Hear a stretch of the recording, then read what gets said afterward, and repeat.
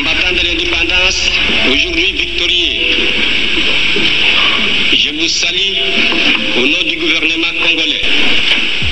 Cette indépendance du Congo, si elle est proclamée aujourd'hui dans l'attente avec la Belgique, pays ami avec qui nous traitons d'égal à égal, ni les Congolais du de ce nom ne pourra jamais oublier cependant que c'est par la lutte qu'il a été conquise. Hommage aux combattants de la liberté nationale. Vive l'indépendance et l'unité africaine. Vive le Congo. Bonjour, Baimboka, bienvenue sur la émission Yabisomboka. De partout, au Botal Rabiso, dans les différentes chaînes, au Botal Rabiso via YouTube, Charlène Wikana officielle télévision, et Sibino Moto Aligi. Lelo, émission Yabisomboka, ils ont essayé de Maître Blanchard, Mongoma Mbema, Yazali, secrétaire général, il y a parti Nouvelle-Élan, parti cher, il y a honorable Adolphe Mouzitou Foulouba, il est tous à la plateau, il y a Lelo. Quand il y a une émission, il y a une Moka, de PC, Maître Blanchard, bonjour et bienvenue à l'émission Moka. Merci beaucoup maman Charlène. Mbote naba ndeko bakolanda biso na émission na yo na banza que maïto koloba ekoyeba na ko rencontrer o ezali bongo besoin peu pour ça na bango mituna na bango surtout par rapport à l'évolution et actualité politique ya mboka na biso. Donc voilà, merci. Voilà, merci beaucoup Ndeko Blanchard. Alors, tout le monde a dit bosso et ça, c'est vrai que Ozali, il y a formation Nouvelle-Élan, mais bon niveau de santé, il y a beaucoup honorable Adolphe Mouzitou et puis il y a Nouvelle-Élan. Ouais, Nabandi na Nouvelle-Élan, Nouvelle-Élan est allé madame Mingi. Dengo Yebi, parti Nabiso effectivement. Ils allaient créer, topé initié, dans mon amboka Adolphe Mouzitou, mais biso bae tozali kotambola na elongo pona kotombola la partie wana na makanisi oyo ya ye na ya biso banso na kati na lingomba Nouvelle-Élan tozali kobunda kosala makasi po ete partie na biso efanda pe yebana oyebi ete depuis que tout ça existé Nouvelle-Élan juridiquement tout ça qui est reconnu dans le ministère intérieur, il y a de cela 3 années passées. Ce qui est tali les lots en termes de réalisation, la bande avec concurrence, compétition, égalité, tous allez kokende malembe faire objectif nabiso. Parce que parmi les objectifs nabiso, au-delà du fait que parti politique n'y surtout à Bundakapona conquérir le pouvoir, pour exercer en gros tango molaï penza, biso tout le bas qui était le col a tout ça pour Bundapona au biso na Nouvelle-Élan to bengaka Nouveau Testament, c'est-à-dire bitumba il y a gouvernance il y a malamu na école tout le bas qui photo là qui ça était effectivement tout ya tout ça qu'il y a na discours il y a gouvernance on a pour na malobaka kate il faut tout là que ça va preuve voilà pourquoi la cadre est parti na biso avec les cotisations il y a des membres avec la carte de membres tous allés pour faire adhérer et ils permettent que tout implanter partie sur toute l'étendue de la République démocratique du Congo. Ce que Tali, ils allez Sango pour constater que tous allés dans un siège construit, bandako o ya biso to sombi mabele to bandi kotonga malembe parce que makani César qui était puisque tu as bonne gouvernance, il faut tout ça dans les conditions pour être payer sa rendement au Esengeli de sorte que l'habitant au comme on a pouvoir to payer ça to implémenter to balobananga to kotisa bango mayele wana penda ya kolakisa solo ete Nouvelle-Élan bo cambio ya biso Esengeli ezala différent na bae bakamba liboso ete biso to ya voilà na mukuse santé à Nouvelle-Élan moi na mboka Adolphe Mouzitou et mon repé santé ezali malamu azali kokoba toujours bitumba na biso ya résistance pour na ko bimisa mboka na biso na likolo. Alors Ndeko Blanchard mon retour pour parler de besoin pouvoir alors sur le terrain parce que apparemment Nouvelle-Élan ils ont racheté sur le terrain pour comprendre bon ancrage na terrain je ne sais pas ndenge ni yozo définir yango mais moi je sais que les lots Nouvelle-Élan ndenge na ebisio wana tozali implanté sur toute l'étendue de la République tozali na ba siège partout tozali na auto benga kaipa na organes de base notamment bah, conseil politique d'avenue, conseil politique, il y a quartier, conseil politique, il y a commune, bongo na bongo. Donc, tous allez vraiment implanter ancrage na biso na banza et que olingi koloba peut-être que l'activité tout ça ça les samingité récemment tout est que la awa na sit-in auto organisé na centre-ville na Gombe en plein Gombe oyo tokende ki ko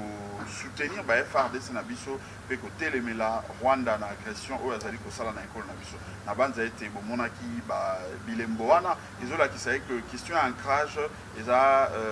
préoccupation pour la biso parce que effectivement parti na biso eza vraiment que s'étendre lobby ba oyo ba ko espérer que Nouvel Élan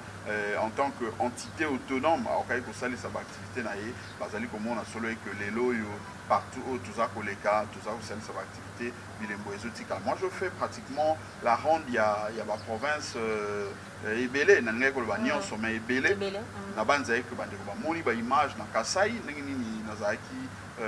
na Yambamaki na délégation na ngana Mbujimai tous allons na Congo central, tous allons na Bumba, tous allons na Kwilu Mobimba, Kwango, un peu partout tous les cas, tous les accès solo été ancrage na biso ezali, il y a ko tchela tembete, ezali ya ko luka lukate, il suffit ya ko tala le lenge ni parti ça ko fonctionner, il suffit ya ko tala ba activité tout ça ko organiser pour en comprendre effectivement que parti Nouvel Élan afin d'ici ancrage na niveau de la population. Voilà, Ndeko Blanchard, les lectures nini au côté de ça là ou encore Nouvel Élan, lecture nini ça là par rapport il y a 62 ans l'indépendance de la République démocratique du Congo où il y a déjà deux produits avant. Lecture les Nouvel Élan, des années par rapport à 62 ans de l'indépendance. Lecture il y a Nouvel Élan, Ezali na deux volets. Volet à Liboso Ezali Kolobaye que tango batata nabiso otobenga kana lopoto ba père fondateur babunda ki po ete tozwa lipanda objectif na bango ezala ki ete histoire ya Congo ezala dessiner to pe komama nabiso moko bana ekolo Congo tango bazolo ba ete histoire ya Congo esengeli e komama nabiso moko bai Congo ezali sur tout le plan sur le plan économique, sur le plan diplomatique, sur le plan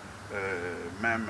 sécuritaire et autres. Il fallait bisomoko bayi ekolo tola qui s'asolo et que tous ali capable justement il y a que ça l'a été mboka na biso to pesa image oyo esengela mais ce qui totali uta ba noko ba belge ba tikaki ba seda qui finalement lipanda wana na lelo ndenge tokoma indépendant ndenge to le bakana okomona ete ba réalisation moins mingi et ça l'a mis plus na tango oyo tozalaki bongo na colonisation tozalaki na banoko mais na tango biso tokomi indépendant depuis 1960 tina moya lelo okomona que ba réalisation eza moins mingi te donc so tali sur le plan en termes d'infrastructure l'infrastructure mingi tozala ngo banzela ba kelasi était le alikolo ba université ba école moi mingi ce que tali ba hôpitaux les mingi o etongama ki na époque wana na banoko et na 1960 ans to hérité yango pe to kobi ko salela oyo to kutaki comme en termes héritage o banoko ba salaki mais biso moko lokola bana mboka to komili panda déjà to sali nini c'est ça et c'est motuna o esengeli tomi tuna pe tout ça la diagnostic wana faut être tomé ma résultat ya malam mais nakati wana esengeli ko reconnaître pe quand même que en termes il y a ba indicateurs sur le plan économique tout le monde quand même que les lois au Congo tozali kokende muke na ko améliorer o ezali bongo kita na biso ba recette na biso et amélioration ba recette wana esengeli ezala orienté vers ba projet oyo ezali na impact moko palpable na niveau ya population pour que peuple azala na capacité ya ko travailler pour être tomé mboka likolo yango moni biso tozakoloba ete lelo oyo soki otali bitumba o to bundaki ya kolongola niongo na école na biso po ete ezongisa mboka na biso ndenge balobaka fréquentable pe tozonga surtout éligible toyeba kozoba niongo ya solo oyo ekopermettre biso ete totonga banzela parce que batracé tel na batracé colonial batikela biso plus ou moins 58 000 km oyo esengelaki ezala asphalté mais qui nous avons eu plus ou moins 3000 ezali asphalté, goudron, mais tout etikali près de 90%, ils allaient na mabele kaka pe ba mabele mususukutu même ba service ya cantonnage wana ils ala kali susute. C'est ça le grand travail au biso en tant que école au Congo et c'est tout ça là. Total là en 1960 en termes il y a population tout ça là qui combien les lots 70 ans après tout commis combien besoin il y a bateau babakisa miona ils allaient pour évaluer en termes nini pour être tokokisa où ils allaient besoin demande il y a peuple ce que sali en tout cas diagnostic nous surtout on se rendre compte était 70 ans après tout sali et loko ya malongati biso en tant que peuple congolais tout sali sur place pour ne pas dire que tout sali est l'autre côté d'où nécessité il y a mon na biso pas ya zwami de prendre conscience dans le secteur na yo na makanisi na yo pour que tout sangisa ba effort na biso pour permettre de ba na kotombola mboka na biso ke liboso to pe sa peuple na biso bonheur oyo aza ko luka uta abanda kozela yango depuis 1960. Voilà, toujours nouvel élan, toujours continuer, toujours parce que les 30 juin, ils ont la cérémonie et c'est un moment de changer. Il y a héros national, Dominique Patrice Lumumba. Nouvel élan, au moment où l'État Nisiwana, il y a un Dominique Patrice Lumumba, héros national, à la République démocratique du Congo, la ligne en or après plusieurs années. C'est bien bon qu'on mette ma relique, on a le poteau, il y a Patrice Emery, Lumumba, ils allaient symboliser, représenter nous autres dans l'école au Congo, ils allaient malam, ils allaient, parce qu'en tant que Bantou, en tant qu'Africain, ils allaient mingi attaché, dans le symbole, dans le bilembo, ils allaient bien, mais au-delà, il y a symbolique, c'est ce que les loyaux, ba participa qui ba boma qui Lumumba ba ndimi finalement était après pression aux zongisa o ezali bongo relique wana ya Patrice Emery Lumumba mais au-delà il y a le fait que bazongisi lino ya Lumumba lelo ekolo Congo to bénéficier nini selon que liwa ya Lumumba ezali perte oyo to ko mesurer à moté pour na ekolo na biso Congo. Parce que les boto ya yemo soki lelo baza kolela mais biso ekolo Congo esengeli to eba eti boto la biso moto oyo azalaki ya motu ya moto abundi bitumba ya lolenge wana ya makasi pona ekolo na biso baboto la biso na makasi lelo yo ba compenser yango na lolenge ni parce que na yokaki ya watango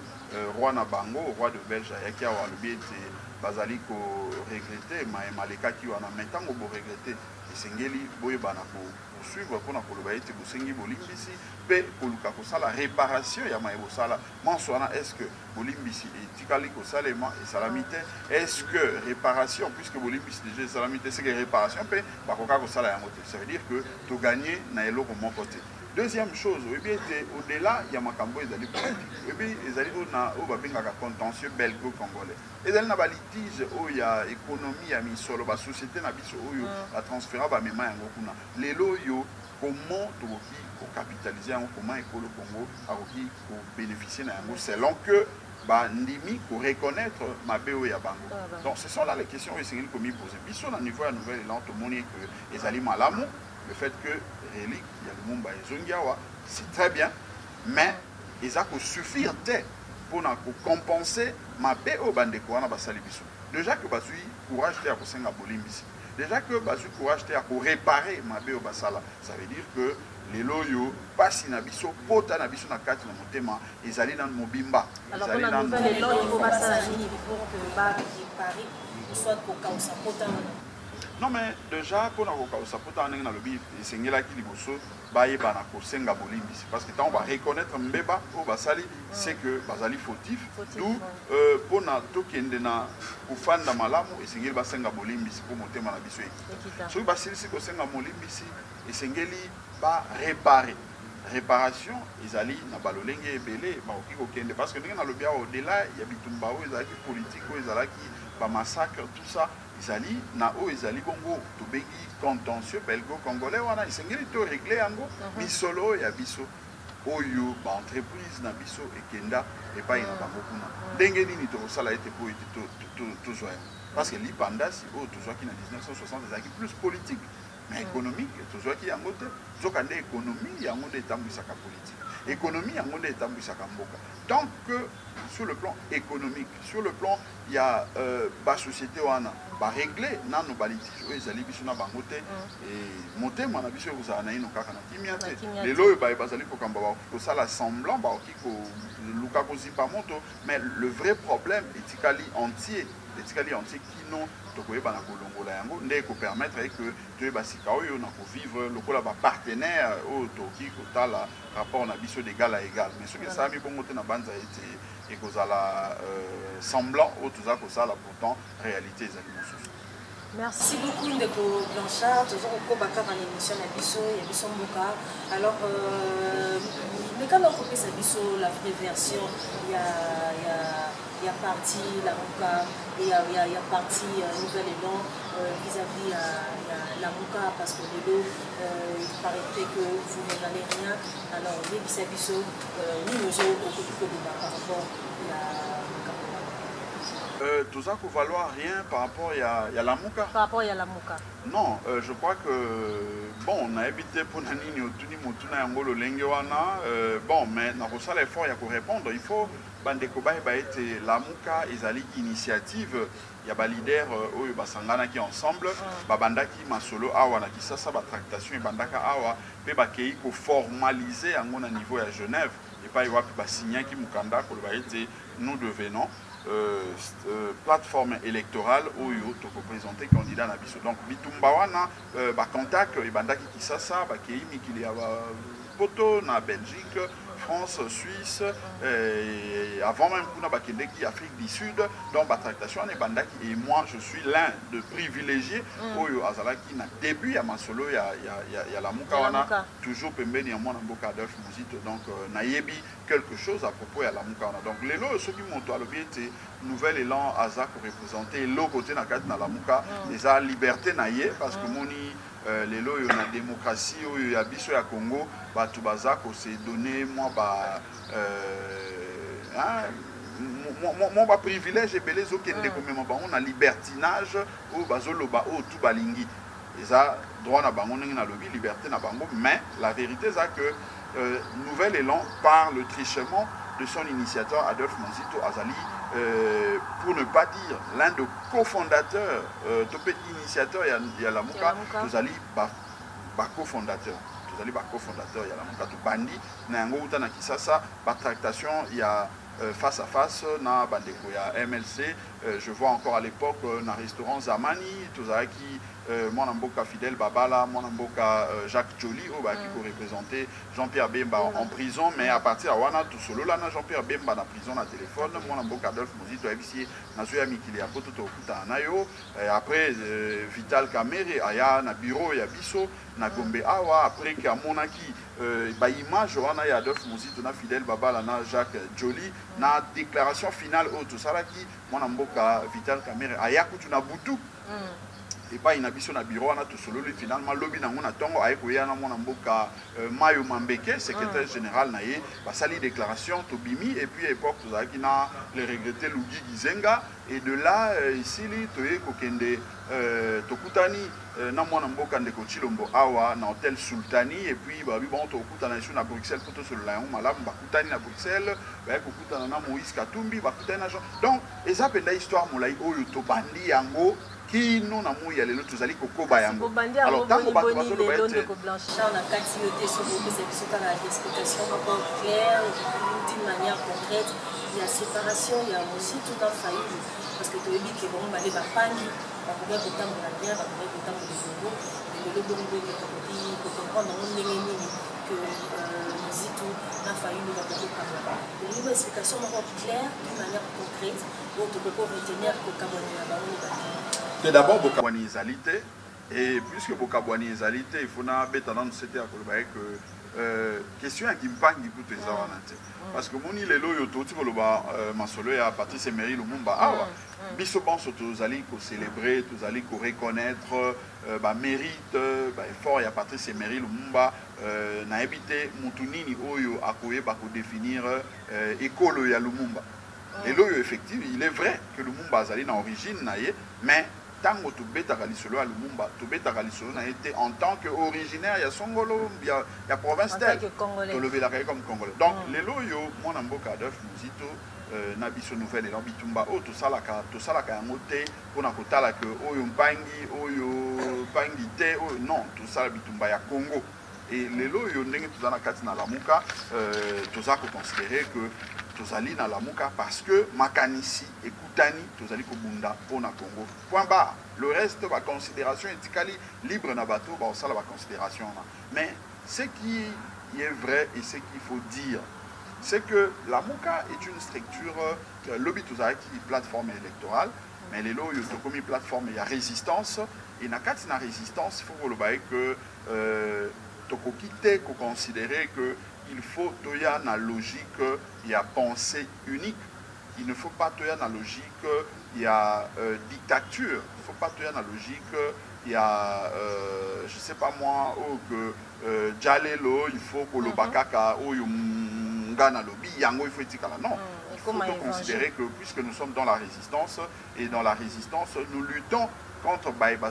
sa démocratie, bazali ko bundisa vérité des urnes, bazali ko bundisa souveraineté à peuple et biso moko faut tous ala déjà ba modèle tous ala bateau tous a prêt il y a pour supporter contradiction tous ala prêt il y a pour supporter que la majorité est pesée sur nous tu vois babylon ko anyo surtout faut tous ala prêt il y a kondi mayango donc ezali juste na moi divergence d'opinion o ezali na kati na biso na lamuka mais yango te nde ko kikoloba que bokabwani ezali bokabwani soki ezali effectivement et que ça peut-être na makanisi na mitu ya bateau bazoyo lo bake bokabwani ezali wana mais biso na nouvelle élan na mona mboka d'œuf aussi tozolo ba ete bokabwani ezali te mais il est vrai que tozali na logique pe ya pensée unique tozali na liberté ya kopesa idée makanisi to moni ete toki kopesa pourvu que tokutana na o babengi consensus de manière ya ko dégager ligne o esengé tolanda en tant que lamuka. Donc voilà, c'est juste le lenge wana nde makambo ezali. Voilà, Ndeko Blanchard, l'unité de l'Obabokaboni. Alors, évité, maintenant, on a le Lengewana, il y a départ, la Bion à la est-ce que il faut qu'il faut changer, moi, ma Cambo au sein, il y a plateforme politique. Départ, la Bion, il y a la Mouka. Est-ce qu'il faut changer? Non, mais nous, on n'est pas prêts à érotique à la Mouka. On n'est pas prêt à tirer à la mouka et puis ils n'ont même pas dans ma canisse dans le bureau parce que tout ça bateau to créer la mouka to bandi la mouka et longo na mona mboka Martin Fayolo Jean-Pierre Bemba bande konyoso mais bango ban so baki batikali babale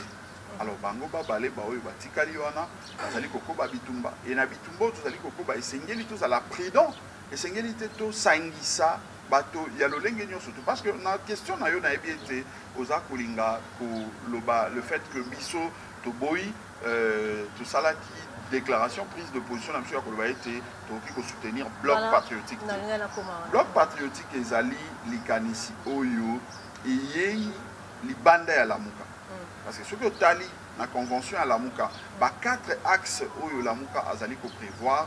et pas mon côté à l'obéli makambo ya bloc patriotique. Mais c'est quand yo biso tango to moni ete tout ça ko bunda bituba la Mouka et que lobby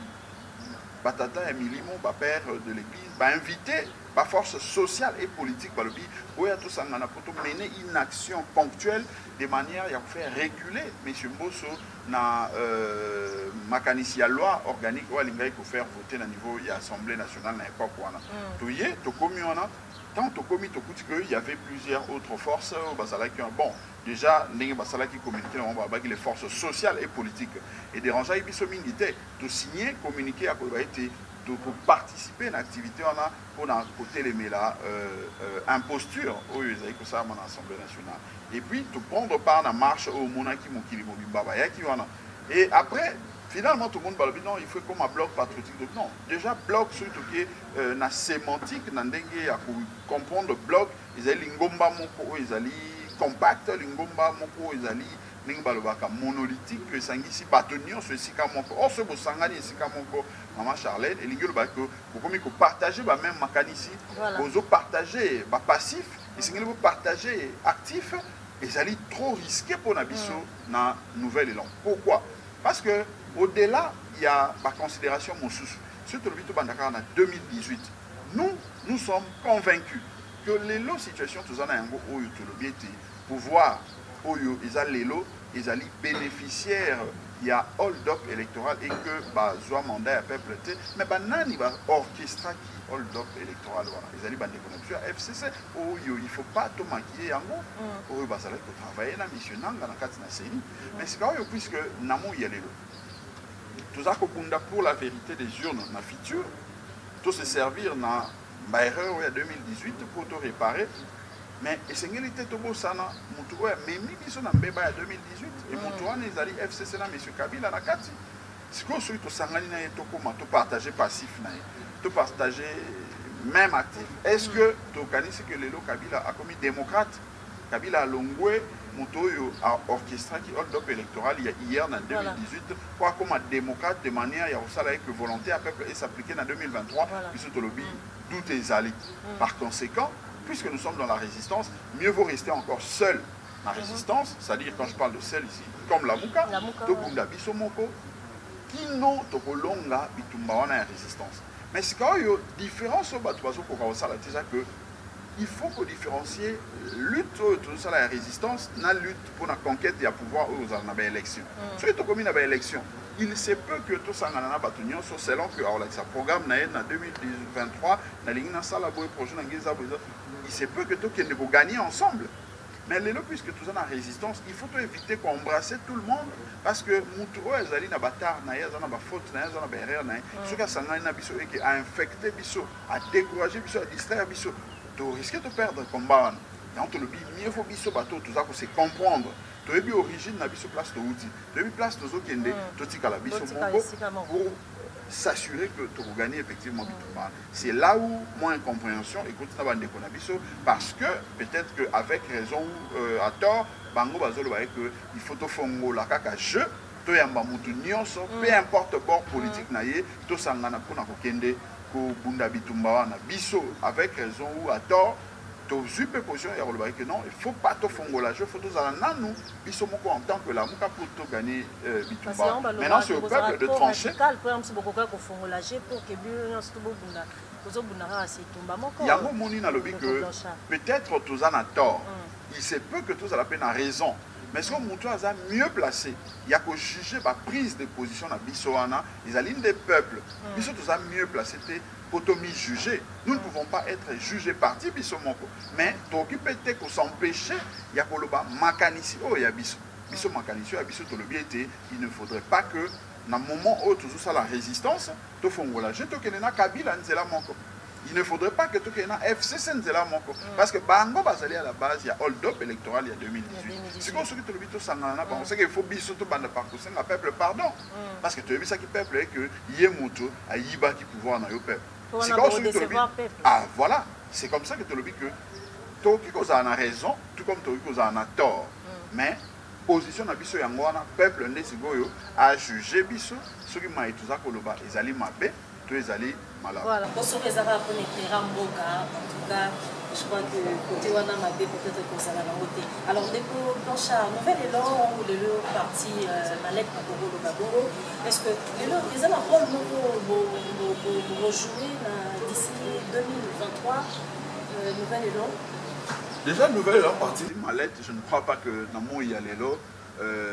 Tout considérer le nouvel élan parti Malek. C'est vrai que en 2019, Batou Bakoke pour miper sa luxe wana ya koloba que nouvelle élan za parti Malette la qui liberté na bango. Voilà pourquoi tu décides qu'il y a koloba que il faut travailler sérieusement pour la relativiser que nouvel élan ils a un jeune parti politique juridiquement parlant. Mais sur le plan, il y a ambition, sur le plan, il y a vision, sur le plan, il y a programme. On n'est pas un jeune parti. Parce que tout ça, bateau, tout ça, Netinga, il y a Bamboula et Belé. Mais il y a un nouvel élan. C'est que Makanisio, Bamboula et Belé, nous sommes dans la côte, il y a un parti nouvel élan où ils allaient jeunes. Adolphe Moussi, toi, ils allaient initiateur, il y a parti. Ils allaient une expérience et Belé. À cause de nous, à côté, il y a un nouvel élan où ils allaient jeunes partis. Ce qui bat le lobby et le quoi, on a tout dans une question mouké na bande bazolanda biso. Tango to par exemple Real de Madrid des alliés équipe yakala. Ce que ça total Real de Madrid, tout le monde va jouer au bazo betawana, bazo va jouer au bayeka lelo, bazo 19 ans, 23 ans, tout ça. C'est quoi yo? Tu comprendre que l'équipe Yakala, maintenant, tu as si bazo beta. Donc, c'est vrai, juridiquement parlant, Nouvel Élan est un jeune parti, mais puisque ils ont composé Nabato Yakala, on ne peut pas traiter le Nouvel Élan d'un parti mal-être ou d'un jeune parti. La preuve, Maïna parti mon côté na Congo et Tikala Kosala. Un père où Azaï Kolobaïté, Mabélé, Nassé à Mabélé à Congo, il y a Zaïr à l'époque, il y a un père à Tikala Kotonga, des sièges propres pour na cadre à partir de Misala dans les conditions. PPRD où il y a Kambi pendant 18 ans. Atikali Kotonga te pour être cadre où il y a sala misala na condition pour na komema mboka yeke ndeli. Natanga sous parti et ça la partie mon eux la IDPS et ça la palou et ça la partie mon te sali makambo nouvelle et dans tout ça la lelo ce que tu allé dans le 26 provinces tous allés na ba siège propre au totongi na ba fonds propre il y a ba militants et ba militantes na biso ba cadre na biso bazo cotiser totongi donc na mo ya lelo maman Charlène en que le ba été tout ça na plus de 60 sièges sur toute l'étendue de la République démocratique du Congo où ils allaient construire na cotisation, achat à carte, il y a un militant na biso. Est-ce que parti à Bongo na moya lelo penza moto akoki ko bima na etandoike abenga yango parti malette pe bato ba trouver moto wana sérieux. Voilà. Et à voilà, merci beaucoup Lélo Blanchard. Alors, de manière politique, économique et sociale, quel rôle Lélo nous citons à ce penser pour jouer par les leviers ou encore l'ignorant de la nouvelle édition? Plan économique, Nabanza été Lélo Yonenge Naza Kolobana Biso, la nouvelle élan, tout le biais était Bitumba Nabiso, ils allaient effectivement Bitumba, il y a bonne gouvernance. Quand on a bonne gouvernance, nous allons se concentrer pour la mobilisation à la recette. C'est mobiliser la recette, c'est constituer un budget propre de l'Abisso Moko Lokola Éco le Congo. Et c'est ça a été investissement et quand on a un mingi pour être produit intérieur brut nabiso et matin donc on pour être investissement et quand on a et c'est tout une réforme. La réforme sur le plan économique, tout ça a été infrastructure, écota, tout ça a été produit intérieur brut nabiso et mata. Ce qui produit intérieur brut et mati, tout ça a été budget, il y a école au Congo et mata. Ce qui budget école au Congo et mati, oui bien était pour permettre na école nabiso et dans le secteur nous surtout dans le secteur de la souveraineté, défense, sécurité, tout à côté de la diplomatie, tout à côté économique, tout ça a été mboka nabiso et pour respirer pour affirmer justement souveraineté et autonomie nabiso. Donc sur le plan économique, nous on a une grande vision et vision en gros fandi mingi na ba infrastructure parce que ba infrastructure on a que pour booster le secteur union surtout n'enga na lobby pour ça là que PIB mata mobilisation par recette et mata sur mobilisation par recette et mati budget et mata sur qui budget et mati au moni amélioration ba salaire et ya ba ndeko eko salema to ça là que fonctionnement sur le plan fonctionnement ba institution penyon so et respirer malamu et ça que to kende liboso donc ici quand on a biso vraiment to zali ko betela yango c'était mingi pour être mboka na biso singel koloba solo que tous allons na potentialité belé oui bien ils ont battu les belé ba économistes ou ba évaluer la richesse ya sous-sol na biso na 6 000 milliards de dollars 6 000 milliards de dollars ils allaient mis sur le belé maintenant ils ne te palper en comme économie et comme richesse réelle singel to travailler pour on travailler on a singel effectivement tout qui n'a pas réforme pour ça a été tout s'ouvrir n'a pas crédit pourquoi pas pour travailler dans l'institution de le Bretton Woods pour en côté n'a pas emprunt extérieur public pour ça a été les lots écoles au Congo par exemple à Zoami Soloneti 100 milliards de dollars il y a crédit à Tongi ba infrastructure na mokili na école au Congo to relier est na ouest ya Congo sud na nord ya Congo et pour ça a été tomatisa nkita école na biso donc c'est ça le rôle que nous comptons jouer pour PSA les projets de société na biso vision na biso pour na kotombola solo nkita école au Congo na peuple na. Alors de Blanchard makatino ezali par rapport à la justice et du prétendu l'état de droit tant vanté par le chef de l'État par rapport à la justice et souhait na biso ezaki état de droit ezala effectif souhait na biso ezaki justice et fonctionner malamu mais na moi ya lelo soki totali le lenge makambo eza ko fonctionner on se rend compte que il est très difficile que justice na biso ezala réellement indépendante et fonctionner ndenge esengeli. Pourquoi? Parce que sur le plan déjà il y a budget na biso soki otali le pourcentage oyo baza ko allouer na pouvoir judiciaire na biso comme on a été mis sur les alliés moqués pour les permettre de recruter des magistrats ebele ba futa bango misolo ndenge esengeli ba pesa bango frais de fonctionnement ya malonga pour que ça a été bazala indépendant pas dépendre de na pouvoir na exécutif pas dépendre de na pouvoir misusu ce qui fait que baza plus ou moins inféodé mona zuzi ya koki kozwa bâton na ye abeti poalo balikambo songolo mais soki coup de fil est sonné pembeni ayebi na kolongola marteau na ye atomboli. Pourquoi? Parce que il faut appeler ça le plus offrant, le mieux offrant justice selon demande na ye. Pourquoi? Parce que il pas azali moto azana libota il faut balia. D'où il faut au-delà de la compétence, au-delà de la formation, au-delà de la éthique. Ah ben voilà, mon salaire les alliés kobé banzo kande responsabilité à mon les alliés pas il y a l'État. L'État il faut assumer, l'État il faut sa responsabilité na ina maboko pour na otala lo lenge nini esengeli à servir bananaye aux alliés ba institution notamment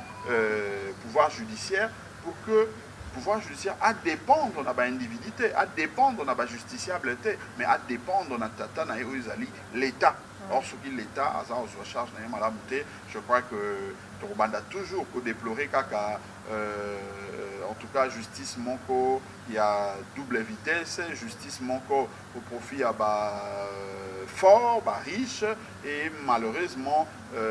biso ba etuzali na misoloten de mututokonyo comme mingi dans le lengi à justice. D'où l'État il faut que tu aies une place naie, sengeli bateau baza intègre, bateau baza na vision, bateau bazali na ba alternative ya malonga comme même pour que l'État a joué rôle naie ndenge sengeli de manière ya ko équilibrer justement rapport de force dans quatre institutions. Justement rapport de force dans quatre institutions.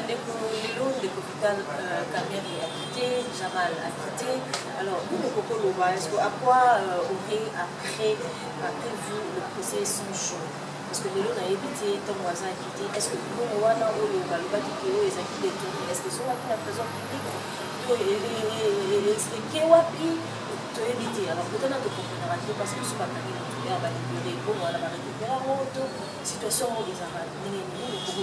pour la situation où ils avaient quitté Kamero a quitté Jamal a quitté alors à quoi on fait bonjour les Aïki mascarade les Aïki procès mon co à escroquerie hein pour utiliser le terme fort pour la qui ça que déjà n'importe où on attend que balance qui procès on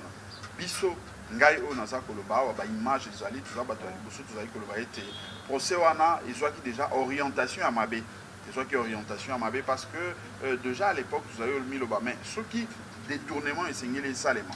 déjà il faut la qui ça que violation ezalaki ko salema déjà au niveau de la procédure avant même il y a au côté en fond il y a koloba été mis sur le songolo pakala ezalaki détourné sur le plan il y a forme est-ce que il revenait à la présidence, il y a République, il y a Zoua, Likanisi, il y a initié un tel projet, encore que Mobé Kolik Kondi ezali kopé sa compétence, attribution dans le gouvernement. Boni Boni, comment qui était présidence, il y a République, il y a piloter projet, il y a Monen et il y a le Lengewan. Déjà en termes, il y a un niveau de procédure, en dehors ces alaki, et c'est là qui n'a pas Zouzi, banda par préalable, mais chaque qui n'a préalable pour des raisons certainement politiques il fallait qu'il y ait un objectif il y a bango bateau bazalaki à la base il y a initié qui procès ce qui fait que au moni na procès nulle part on a cité par exemple le chef de l'État parce que mon toit azalaki na procès mon azalaki visé monsieur Kamere azalaki directeur de cabinet à chef de l'État donc quand le chef de l'État est moko oyo azali chef et institution président de la République puisque projet azalaki piloté na président institution président de la République et c'est là qui a la cité. Mais puisque Azaki déjà cité sur le plan de procédure, Mabe ici Bandaki wana. Alors, puisque déjà, la prémisse, Azaki Mabe par rapport à la procédure, par rapport à la forme, il y a procédure, le reste, ce n'est que normal. Tout le monde a que va condamner M. Kameri sans que la preuve est là. Et l'élo, justice, et se ressaisir et acquitter pour insuffisance de preuves sans que Misolo et Zonga. Donc, pour Nabiso, il a surprise. Ils ont surprise parce que ils ont déjà scénario, ils ont préparé, ils ont montage de la justice, et ça pour effacer, pour les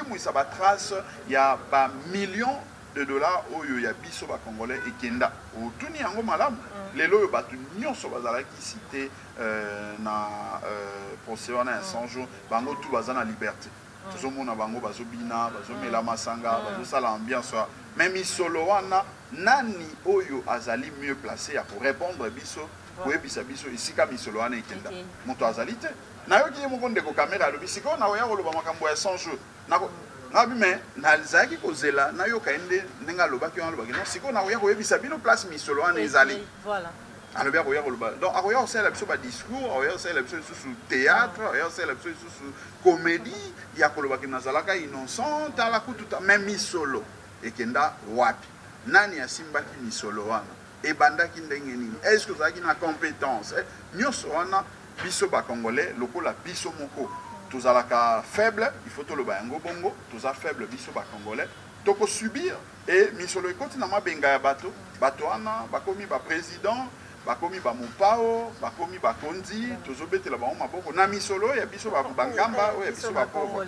Malheureusement c'est ça la réalité. Voilà pourquoi nous profitons de tout ça, la résistance à sa peuple. C'est tout ça éveillé. C'est tout la mouka, c'est tout fongola mise parce que moto mosu te bourreau na yo tende moto akoya pour la liberté na yo yo moto zali victime. Il faut biso moko bato tous ali ba esclave na bango, bangamba na bango, biso moko to fongola miso pour na kozwa liberté na biso tout les mais là ba on se misolo bungi, to ba ete misolo esengeli ezongo. Moto ba condamné esengeli apesa miso. Nous sommes tous allés en côté touristique à la cause toujours dans service topé pour subir toujours dictat. Voilà, Blanchard, comme déjà pour plus tard, qui est des émission mais qui sont nombreux préoccupés non seulement le peuple congolais, mais aussi la région Yandrona. Comment on peut expliquer la résurgence en fait il y a M23 et surtout que quelques mois il y a fin il y a mandat chef d'État. Non mais question à M23 on a bandité d'abord M23 est à COP. M23 est à COP à Kagame azana ba pion na la République démocratique du Congo baza ko travailler pour continuer pour maintenir partie est na biso na instabilité pourvu que bango bako zwa ba minéraux ba zwa misolo ba sala o balingi na partie est na biso et malheureusement baza appuyé na une bonne partie à la communauté internationale parce que comment tokoki ko comprendre maman Charlène que situation d'insécurité à Mboka na biso eza ko daté de plus de 20 ans. MONUSCO oyo ezali branche il y a conseil ezali commission il y a conseil à sécurité des Nations Unies ezali awa 20 ans passés bapesaka solution te bapesaka ba proposition te oyo en termes il y a ba résolution au niveau du conseil à sécurité des Nations Unies pour que situation il y a ba tuerie il y a ba pillage il y a je sais pas moi nyonso tout au kiko benga wana et si là la partie est na biso et l'ingolo ba été ezali complot moko international oyo ezako passer na nzela ya Kagame pour na ko maintenir mboka na biso na instabilité mais c'est quand yo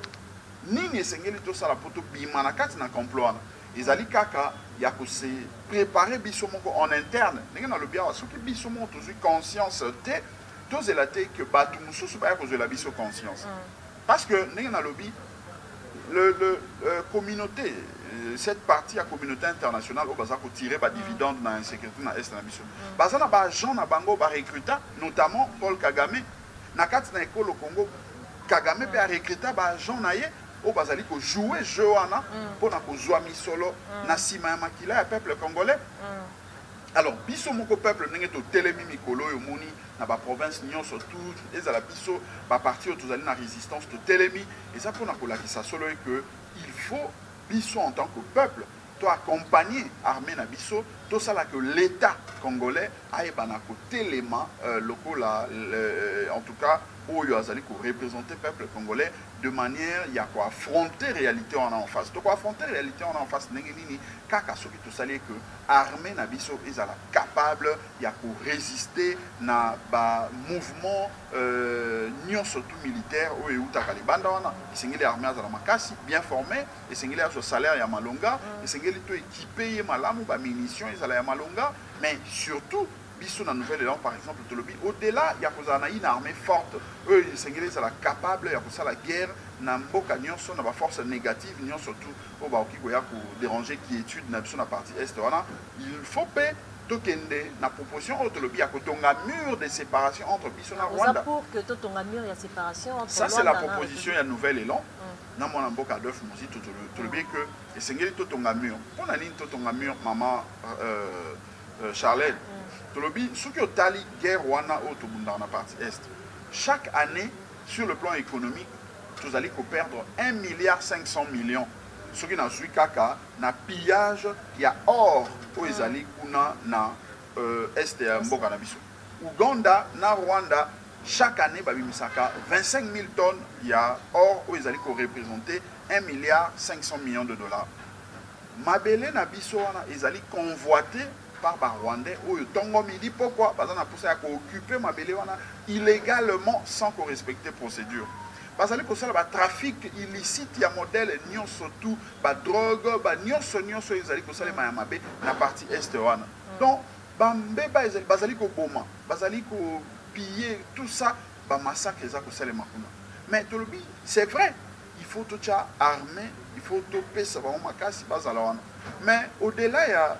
pour ça là qui armée na biso efficace, ce qui totongi mur et pour éviter biso violation ou effectivement pour kota na mabele na biso na ndenge wana illicite ou pour ça là que to contrôler ba entrer na ba sortie surtout. Alors to lobby puisque parti à Rwanda wana ce total espace au Kabola biso na Rwanda ils alli total 217 km. Alors on a 217 km biso to lobby ce qui to prioriser na nous 70 km où ils allaient dans le poteau en partie poreuse et pas au bateau. Ils allaient fréquenter en gros facilement dans ma colonne à vélo, dans mon tout cas 70 km. Ceux qui te tcheli en gros maële, tu coquille que ton mur où ils allaient dans 8 mètres et 70 km et à hauteur awa, il y a longueur awa qui n'ont dans Maluku. Et qui coûtait biso bobele c'est 163 millions de dollars. Il y a pamba 163 millions de dollars. Zokande et ko sunga biso ndenge na lobaki ato éviter pour perdre 1,5 milliard de dollars mbula nyonso. To éviter ko kufisa bande ko na biso tongo midi pourquoi? To éviter était ba trafic illicite ya ba drogue na ba makambo ya mabe et ça les makuna. To éviter de mabele na biso ezala considérer lokola mabele mo eza 100 mètres. Avec 163 millions de dollars. Mais à partir de 87 km, il y a des mailles qui sont équipés en marin, surveiller.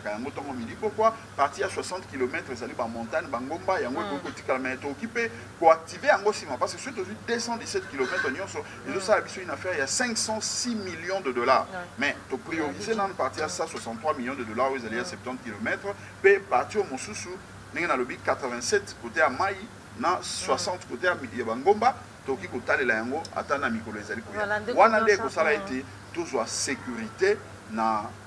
kimia na partie est na biso na succès eloko ya moke maman Charlène parce que bato mingi bakotala bakoloba mais bato baza na molimo nini mur ya Berlin kutu bakoyisa yango kimia ekota bango bayesu na makambo ya kotonga mur nazoyebisa bandeko ete mur ya Berlin ekweyaka na 1989 mais soki otali uta mur ya Berlin ekweya qui nous n'a moya lelo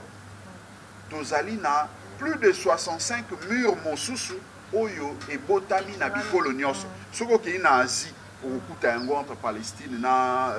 Israël soko ye ata na Afrique awa okuta yango entre Maroc na Algérie okuta yango na Afrique du Sud okuta soko ki na Europe okuta yango même na France ba oti ko tonga on a 2016 donc na ba continent nyonso tout ba exemple ya ba mur ya séparation ezali mur ya séparation ni ko lo batete to relation diplomatique et katani pas du tout relation diplomatique et kokatanate mais ils allaient qu'à la mesure de sécurité eux que ça a été entré na ba sorti na biso ils alla contrôler ba service ya immigration DGM penyoso ba kozala wana siko batali au continent Congo pour quelle raison ba identité na eux allait wapi opportunité nyo surtout wana que ça là que makambo nyo surtout ils alla bien contrôler bien assuré pour na éviter perte en vie humaine na misolo ndenge to bungi saka. Voilà Nico Blanchard en tout cas tokomi na suka motumba mitune ezalaki belé mais en tout cas question on a besoin na voter parce que le président de l'Assemblée nationale qui ne cesse de rappeler que ils ont d'abord autorité au bateau pour entretenir en tout cas la relation encore milice là groupe armé toujours dans la situation où les zones entre Rwanda la RDC les bateaux soutenir M23 l'autorité n'a pas sauté bateau impliqué alors nous par rapport à ma camarade au président de l'Assemblée nationale a procuré qu'à directement pour citer ma commande l'autorité alors éviter réaction non le président de l'Assemblée nationale n'a pas été bandeko Willy Makolo bazaka kuna na assemblée sengeli babenda kaimo matoi parce que omoni ko sala ba déclaration mosusu bongo ya kanisi ete ezali malamu mingi mais sengeli ba ete tango sali ba déclaration moko boy sengeli okini na okino na suka o s'assumer parce que tango le bet ezali na ba politique o bazali wana o bazali pour alimenter baza en contact na ba groupe armé wana c'est que ya yebi bango. Alors, puisque vous avez bango, pour nous avons cité bango parce que bango, bazali ko participer dans ba crime, na makambo ya mabe, ba génocide, ou tout ba crime, ou ils allaient repris na statut à Rome, na niveau international, bango bazali ko participer dans bango, mais et Seigneur a cité. Pour ceux qui a cité bango risque zani ni maman Charlène, azala risque zani que yé pas azala lokola cité lokola complice. Voilà. Parce que yo yebi bato bazali ko participer na liwa bato oza ko tanga bango te ozo promettre bango kaka soki bo salite mais dans l'entretemps bato bazali ko kufa makila bato bazali ko sopana. Je crois que Ndekombo so esengela azala prudent dans ce sens que soki ayebi bato wana atanga bango maintenant sika oyo toyeba nani oyo azali agent oyo Kagame a recruta pona ko ondeye biso kozangisa biso kimia tango midi pourquoi mais ceux qui ayebi bango te na banza été ya malamu ya kosala ezali basala ba proposition parce que ya azali organe délibérant azali na parlement bango moto singeli bapesa mibeko bapesa ba proposition concrète ba solution oyo kosala été qui étude ezonga na mboka wana l'état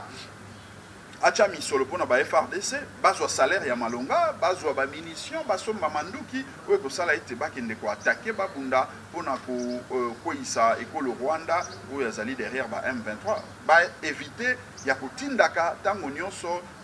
topé ko fandaka nie tango ba accord oyo eza ko trahir mboka na biso eza ko se faire signer na banza ete monsieur Kamere il faut qu'on reconnaître yango quand même na 2000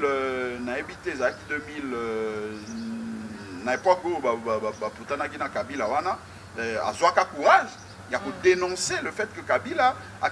signé un accord na Rwanda sans passer par le Parlement et les troupes rwandaises ont tout le monde a kotaka caméra ganga ka belelaka yango mutu memaka rupture entre les Kabila mais monsieur Mbosso a ça là qui jale loté azwa courage il y a que ça la mosala comme parlementaire comme un député que ça a été et préservé mabele na biso et préservé bande ko na biso baza ko fa temps midi pourquoi et préservé misolo na biso tout ça ko perdre temps midi pourquoi je crois que en na yang lolengi wanande akosunga mboka olia osala ba déclaration oyo azako apporter ba preuve na voilà en tout cas Nico Blanchard tout ce qui yawa pour l'émission ya biso mboka merci beaucoup na zora pe sur la réunion surtout ba tête l'émission ya biso mboka to resema qui maître Blanchard mboka Mbema oyo azali secrétaire général ya Nouvelle Élan parti aux achats et honorable Adolphe Moussouto Fumba tu vas tomber sur Mato Mingi on est dans l'émission oyo qui a bien bien sur Bolandi émission merci Mingi na ba chaîne partenaire na biso merci Mingi ce pour rater émission awa na YouTube na Charlène Mbeka na officiel télévision merci à l'équipe technique, merci à l'assistance et à merci. Combattants de l'indépendance, aujourd'hui victorieux, je vous salue au nom du gouvernement congolais. Cette indépendance du Congo, si elle est proclamée aujourd'hui dans l'attente avec la Belgique, pays ami, avec qui nous traitons d'égal à égal. ni les Congolais dignes de ce nom ne pourra jamais oublier cependant que c'est par la lutte qu'elle a été conquise. Hommage aux combattants de la liberté nationale. Vive l'indépendance et l'unité africaine. Vive les Congo.